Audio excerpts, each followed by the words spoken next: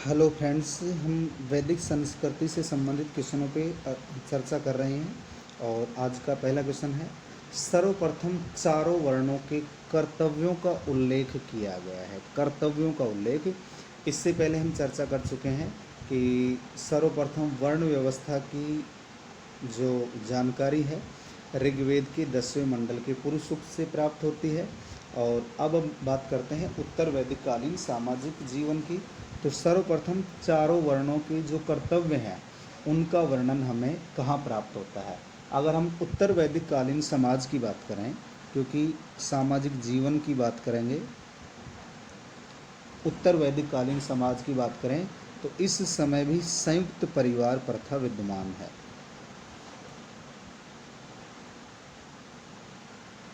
संयुक्त परिवार प्रथा, तो इस समय भी संयुक्त परिवार प्रथा विद्यमान थी। पितृसत्तात्मक परिवार थे।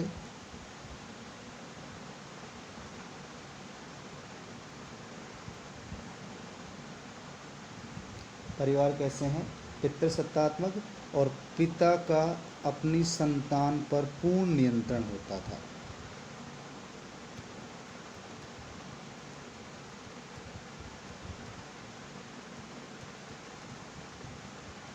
पिता का संतान पर पूर्ण नियंत्रण होता था, क्योंकि ऐत्रेय ब्राह्मण में हमें सुनय सेब की कथा का उल्लेख मिलेगा। ऐत्रेय ब्राह्मण में सुनय सेब की कथा का उल्लेख मिलेगा, जिसमें अजिगर्त ने अपने पुत्र सुनय सेब को 100 गायों के बदले में बेच दिया था। वो आगे बात करेंगे। इसी प्रकार अगर हम उत्तर वैदिक कालीन समाज की बात कर रहे हैं तो समाज में जो वर्ण व्यवस्था थी,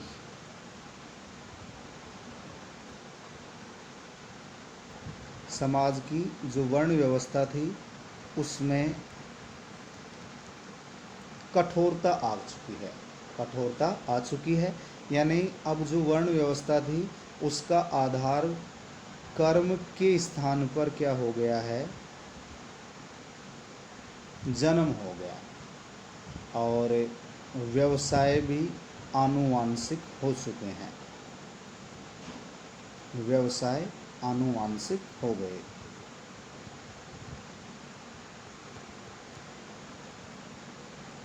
व्यवसाय भी आनुवांशिक हो गए हैं। और इस समय आकर के जो समाज था, समाज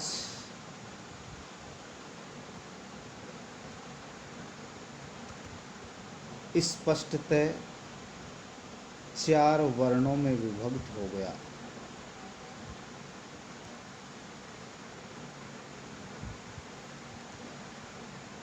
स्पष्ट है 4 वर्णों में, यानी ब्राह्मण, क्षत्रिय, वैश्य और शूद्र। तो अब आइए क्वेश्चन पे।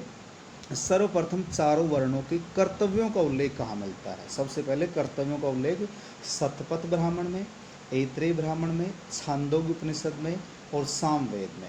अगर हम शतपथ ब्राह्मण की बात करें, शतपथ ब्राह्मण की यदि हम बात करें तो इसमें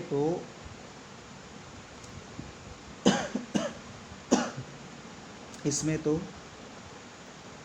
चारों वर्णों की अंत्येष्टि के बारे में जानकारी मिलती है। अंत्येष्टि, चारों वर्णों की अंत्येष्टि के बारे में, यानी अलग अलग 4 प्रकार के तिलों का उल्लेख मिलता है। इसका सही जवाब होगा ऐत्रेय ब्राह्मण। सही जवाब क्या होगा? ऐत्रेय ब्राह्मण। तो सर्वप्रथम चारों वर्णों के जो कर्तव्य हैं, अलग अलग जो कर्तव्य हैं, उनका उल्लेख हमें पहली बार कहाँ मिलता है? ऐत्रेय ब्राह्मण में।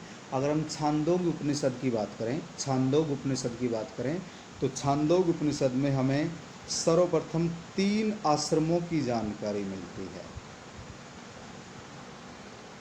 3 आश्रमों की जानकारी, सर्वप्रथम 3 आश्रमों की जानकारी छांदोग्य उपनिषद में मिलती है। और अगर हम चारों आश्रमों की बात करें, 4 आश्रम, 4 आश्रम की यदि हम बात करें, इसकी जानकारी मिलती है जाबाली उपनिषद में।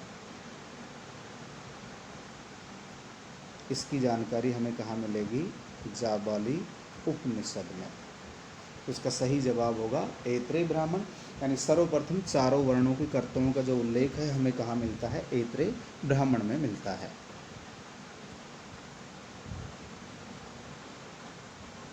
अगला क्वेश्चन देखिए, उत्तर वैदिक कालीन सामाजिक व्यवस्था के बारे में कौन सा कथन सत्य नहीं है? उत्तर वैदिक कालीन सामाजिक व्यवस्था के बारे में कौन सा कथन सत्य नहीं है? वाजस्नेही संहिता के पुरुष मेध सूक्त में सर्वप्रथम चांडाल का उल्लेख हुआ है। ध्यान रखना है, ये जो चांडाल है, चांडाल का उल्लेख आगे चल करके चीनी यात्री फाइयान भी करेगा। चीनी यात्री फाइयान जो गुप्त काल में आएगा वो भी चांडालों का उल्लेख करेगा। तो वाजस्नेही संहिता के पुरुष मेध सूक्त में, वाजस्नेही संहिता के पुरुष मेध सूक्त में सर्वप्रथम चांडाल का उल्लेख हुआ है। गोत्र व्यवस्था उत्तर वैदिक काल में स्थापित हो चुकी है। गोत्र व्यवस्था उत्तर वैदिक काल में स्थापित हो चुकी है। यद्यपि हम गोत्र की बात करें, गोत्र शब्द का सर्वप्रथम उल्लेख, यानी सर्वप्रथम उल्लेख, गोत्र शब्द का सर्वप्रथम जो उल्लेख है, उल्लेख तो हमें सर्वप्रथम कहाँ मिलता है? ऋग्वेद में। गोत्र शब्द का सबसे पहले उल्लेख तो कहाँ मिलता है? ऋग्वेद में मिलता है। लेकिन गोत्र प्रणाली का उल्लेख मिलता है अथर्ववेद में।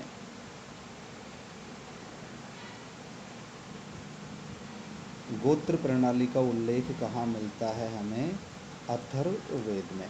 तो किस ऑप्शन भी यही है कि गोत्र व्यवस्था उत्तर वैदिक काल में स्थापित हुई।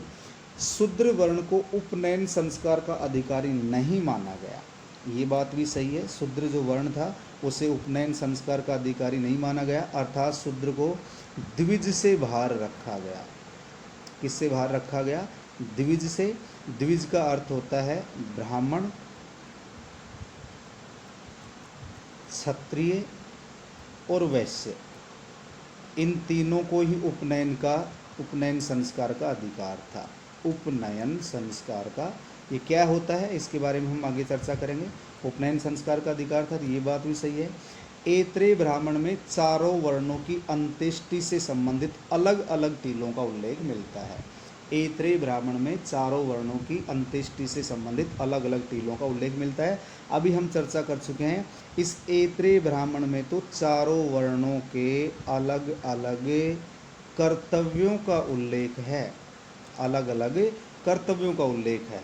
तो ये जो टीलों का जो उल्लेख है वो तो हमें कहाँ मिलता है? शतपथ ब्राह्मण में मिलता है। यानी चारों वर्णों के लिए अंत्येष्टि से संबंधित अलग अलग टीलों का जो वर्णन है या उल्लेख है वो शतपथ ब्राह्मण में है। और चारों वर्णों के कर्तव्यों का जो उल्लेख है वो हमें कहाँ मिलता है? ऐत्रेय ब्राह्मण में। तो इसका ऑप्शन हो जाएगा डी।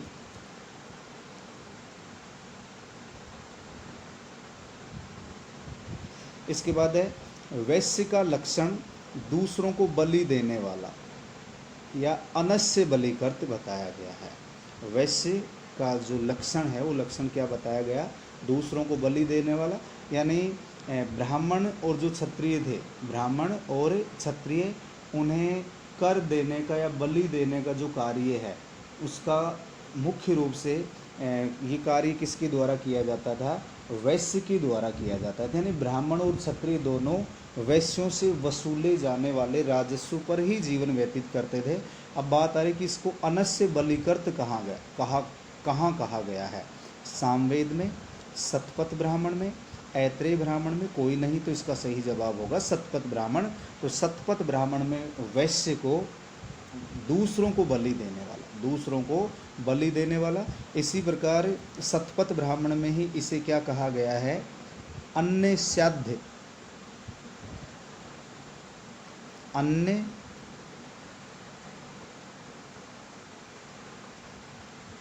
श्राद्ध कहा गया है। क्या कहा गया है? अन्य श्राद्ध, यानी दूसरों के द्वारा भोज्य उपयोग में आने वाला, दूसरों के उपयोग में आने वाला, दूसरों के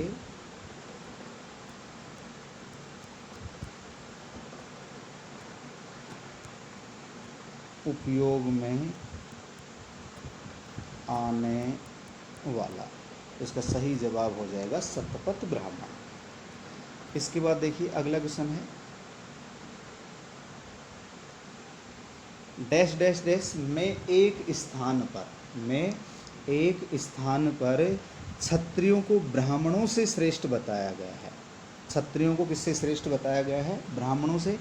शतपथ ब्राह्मण में, ऐत्रेय ब्राह्मण में, शतपथ ब्राह्मण में, ऐत्रेय ब्राह्मण में और सामवेद में। और सामवेद के अलावा एक है आपका वाजसनेयी संहिता। एक कौन सा है? वाजसनेयी संहिता। इसका सही जवाब है शतपथ ब्राह्मण। ध्यान रखना है, शतपथ ब्राह्मण यानी उत्तर वैदिक काल में श्रेष्ठता के लिए, उत्तर वैदिक काल में श्रेष्ठता के लिए क्षत्रिय और ब्राह्मण में प्रतिस्पर्धा होने लगी थी। क्षत्रिय और ब्राह्मण के मध्य प्रतिस्पर्धा होने लगी थी। तो शतपथ ब्राह्मण में एक स्थान पर क्षत्रियों को ब्राह्मणों से श्रेष्ठ बताया गया है। इतना ध्यान रखना है।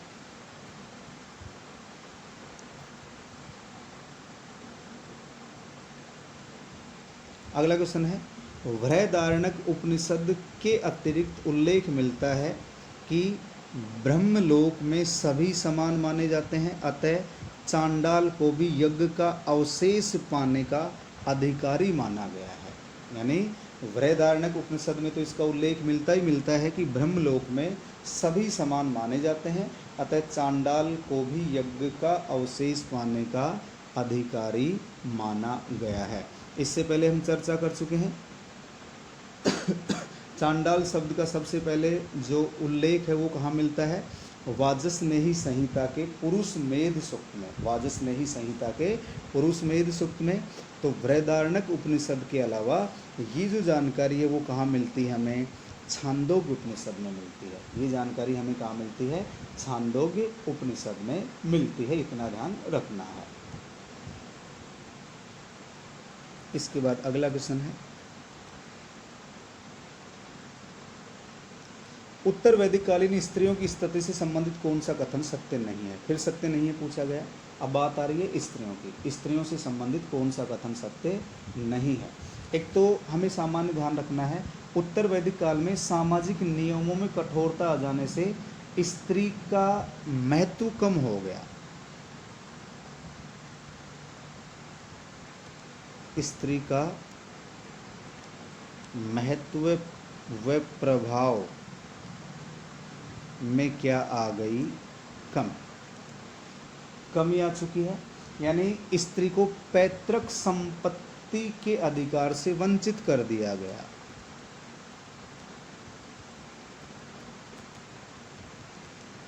पैतृक संपत्ति का जो अधिकार है उससे स्त्री को वंचित कर दिया गया। और इसी प्रकार यदि हम बात करें, उनका सभा व समिति में प्रवेश निषेध कर दिया गया। सभा समिति में प्रवेश निषेध कर दिया गया। इसी प्रकार उनका उपनयन संस्कार बंद हो गया। उपनयन संस्कार बंद हो गया। वेदों के अध्ययन से वंचित कर दिया गया। वेदों के अध्ययन से भी उसे वंचित कर दिया गया। अब देखिए ऑप्शन देख लेते हैं हम। मैत्रायणी संहिता में स्त्री को पासा व सुरा के साथ 3 प्रमुख बुराइयों में गिना गया। ध्यान रखना है, ये अलग क्वेश्चन भी बनता है कि किस में उल्लेख मिलता है कि स्त्री को पासा व सुराग के साथ 3 प्रमुख बुराइयों में काउंट किया जाता है, गिना गया है, गिना जाता है। तो इसका सही जवाब हो जाएगा मैत्रायणी संहिता। तो मैत्रायणी संहिता में स्त्री को पासा व सुराग के साथ 3 प्रमुख बुराइयों में गिना गया। सभा व समिति में इनका प्रवेश बंद हो गया, सही बात है। सामवेद में पुत्री के जन्म पर खिन्नता प्रकट दिखाई गई है।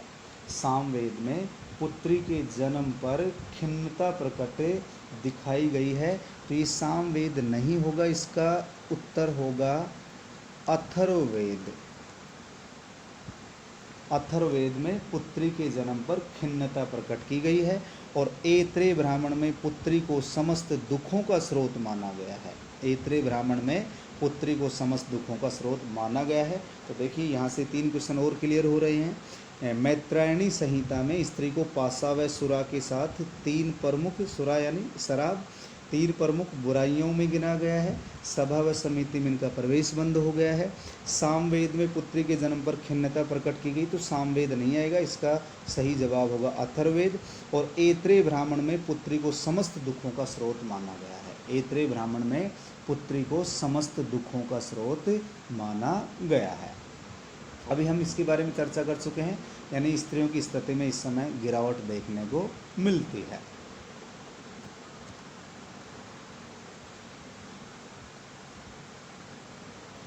इसके बाद देखिए, निम्न में से कौन सी विदुषी महिला उत्तर वैदिक काल से संबंधित नहीं थी। एक तो ये ध्यान रखना है, उत्तर वैदिक कालीन विदुषी महिलाओं के बारे में शतपथ ब्राह्मण में जानकारी मिलती है। शतपथ ब्राह्मण में जानकारी मिलती है, और शतपथ ब्राह्मण में कुछ उत्तर वैदिक कालीन विदुषी महिलाओं का उल्लेख है। एक तो है जाबाला, एक का नाम क्या है, जाबाला, एक का नाम है गार्गी, एक है मैत्रेयी। जाबाला, गार्गी, मैत्रेयी, गंधर्व और एक है ग्रहिता। गंधर्व और ग्रहिता, गार्गी, मैत्रेयी, जाबाला या जाबाल, गंधर्व, ग्रहिता। अब ऑप्शन देखिए, गार्गी भी है, जाबाल भी है, मैत्रेयी भी है, तो कक्षावर्ती सही जवाब हो जाएगा, कक्षावर्ती। तो इसका संबंध कौन से काल से है, ऋग्वैदिक काल से। इसका संबंध कौन से काल से है, ऋग्वैदिक काल से है। इसके बाद अगला क्वेश्चन देखिए,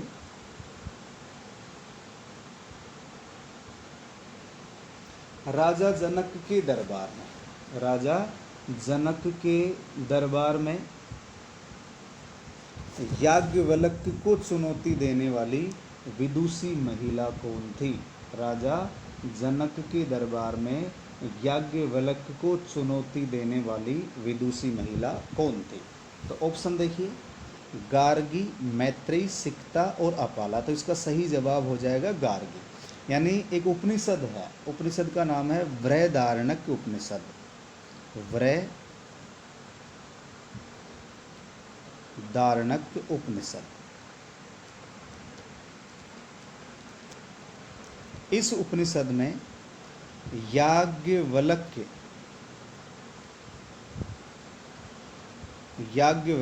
गार्गी संवाद की जानकारी मिलती है। याज्ञवल्क्य गार्गी संवाद की जानकारी मिलती है। किस में जानकारी मिल रही है, किस में जानकारी मिलती है, बृहदारण्यक उपनिषद में। बृहदारण्यक उपनिषद में जानकारी मिलती है।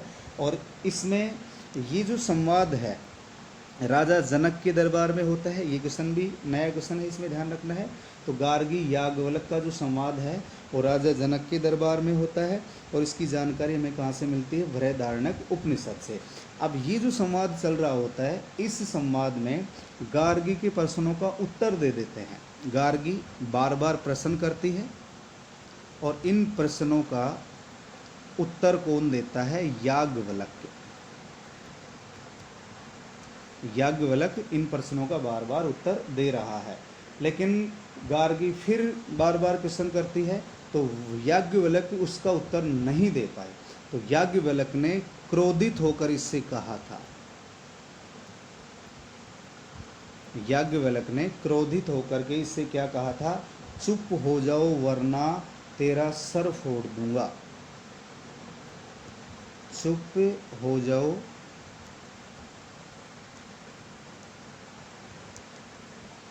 वरना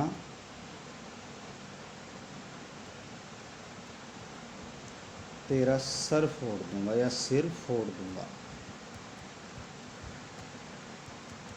तो ये किसने कहा है, याज्ञवल्क्य ने। और इसकी जानकारी हमें कहाँ मिलती है, बृहदारण्यक उपनिषद में। किस में मिलती है, बृहदारण्यक उपनिषद में।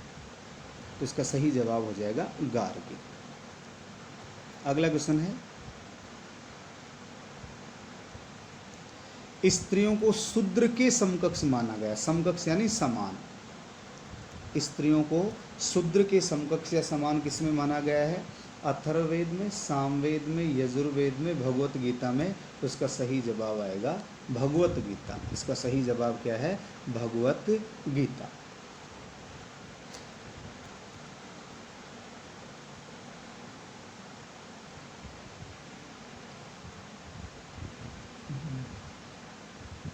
देखिए, सुनय सेब की कथा के अनुसार अजीगर्त ने अपने पुत्र सुनय सेब को 100 गायों के बदले बेच दिया था। इसका उल्लेख हमें कहाँ मिलता है?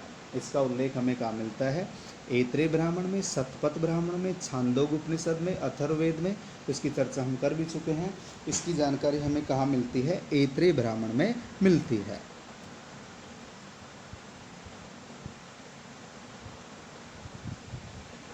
इसके बाद देखिए अगला क्वेश्चन, डैश डैश डैश ग्रंथ के अनुसार ब्राह्मण सूत का, क्षत्रिय सन का और वैश्य ऊन का यज्ञोपवीत या जनेऊ धारण करते थे। ब्राह्मण तो सूत का, क्षत्रिय सन का और वैश्य ऊन का यज्ञोपवित्र या जनेऊ धारण करते थे। इसकी जानकारी हमें कहाँ मिलती है? शतपथ ब्राह्मण में, तैत्तिरीय ब्राह्मण में, ऐत्रेय ब्राह्मण में और मैत्रायणी संहिता में। तो इसका सही जवाब होगा तैत्तिरीय ब्राह्मण। इसका सही जवाब क्या होगा? तैत्तिरीय ब्राह्मण। और ये तैत्तिरीय ब्राह्मण के अलावा जैसे हम ऐत्रेय ब्राह्मण की बात करें, इसमें चारों वर्णों के कर्तव्यों का उल्लेख मिलता है। चारों वर्णों के कर्तव्यों का उल्लेख हमें कहाँ मिलता है? आपके तैत्रेय ब्राह्मण में। अगर हम शतपथ ब्राह्मण की बात करें तो इसमें अंत्येष्टि से संबंधित अलग अलग टीलों का उल्लेख है। अंत्येष्टि से संबंधित अलग अलग टीलों का। और मैत्रायणी संहिता की यदि हम बात करें, इसमें स्त्री को पासा व सुरा के साथ 3 बुराइयों में गिना गया है। तो इसका सही जवाब हो जाएगा बी।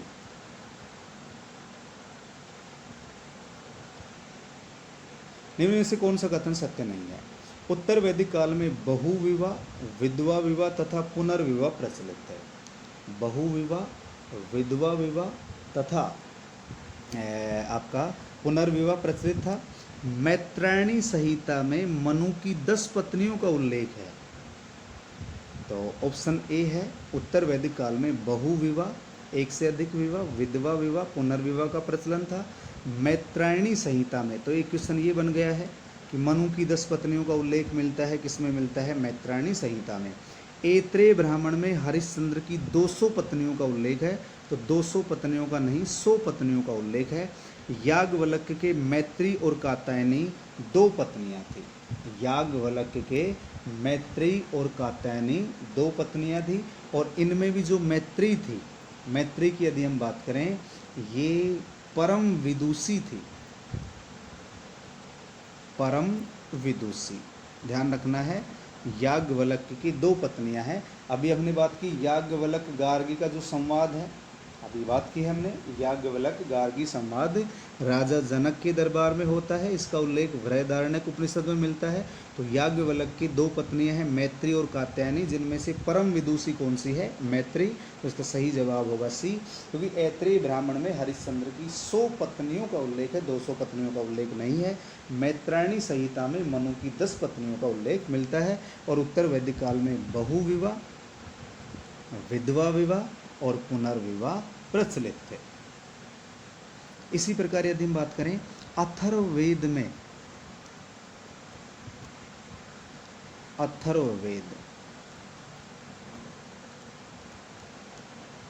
अथर्ववेद में सती प्रथा का उल्लेख मिलता है। ध्यान रखना है, सती प्रथा का उल्लेख कहाँ मिलता है? अथर्ववेद में मिलता है। अगला क्वेश्चन, याज्ञवल्क्य गार्गी संवाद की जानकारी कहाँ मिलती है? याज्ञवल्क्य गार्गी संवाद की जो जानकारी है अभी हम चर्चा कर चुके हैं, बृहदारण्यक उपनिषद में मिलता है। और इसका उल्लेख किसमें मिलता है? बृहदारण्यक उपनिषद में। और अभी हम चर्चा भी कर चुके हैं, याज्ञवल्क्य की कितनी पत्नियां हैं? 2 पत्नियां हैं। याज्ञवल्क्य के कितनी पत्नियां हैं? 2 हैं। एक का नाम है मैत्रेयी और एक का नाम है कात्यायनी। कात्यायनी। और इसमें परम विदुषी महिला कौन है? मैत्रेयी है। इसके बाद अगला क्वेश्चन है, सर्वप्रथम चारों आश्रमों की जानकारी मिलती है। 4 आश्रम हैं, ब्रह्मचर्य, गृहस्थ, वानप्रस्थ और सन्यास। 4 आश्रम हैं, ब्रह्मचर्य, गृहस्थ, वानप्रस्थ और सन्यास। यानी ये 0 से 25 वर्ष, ये 26 से 50 वर्ष, ये 51 से 75 वर्ष और ये 76 से 100 वर्ष। तो 4 जो आश्रम हैं, चारों आश्रमों की जानकारी हमें सर्वप्रथम कहाँ प्राप्त होती है? सर्वप्रथम जाबाली उपनिषद में प्राप्त होती है। सर्वप्रथम जाबाली उपनिषद में, जबकि जो छांदोग्य उपनिषद है उसमें कितने आश्रमों की जानकारी मिलती है? 3 आश्रमों की। प्रारंभिक जो 3 आश्रम हैं इनकी जानकारी हमें कहाँ मिलती है? छांदोग्य उपनिषद में मिलती है। ध्यान रखना है, छांदोग्य उपनिषद में।